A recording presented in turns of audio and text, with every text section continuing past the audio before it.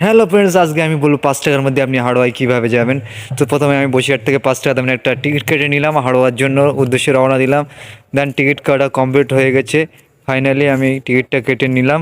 দেন দেখতে পাচ্ছেন এই যে আমার কাছে আছে 5 টাকা দামের সেই টিকিটটা, যেটার সাহায্যে আমি বসিরহাট থেকে হাড়োয়ায় যেতে পারবো। তো আমি ফাইনালি উঠে যাব ট্রেনে। তো ফাইনালি ট্রেন থেকে আমি নেমে দেখতে পাচ্ছেন হাড়োয়ায় চলে এসেছি। তো 5 টাকার মধ্যে আজকে আমি চলে এলাম হাড়োয়াতে।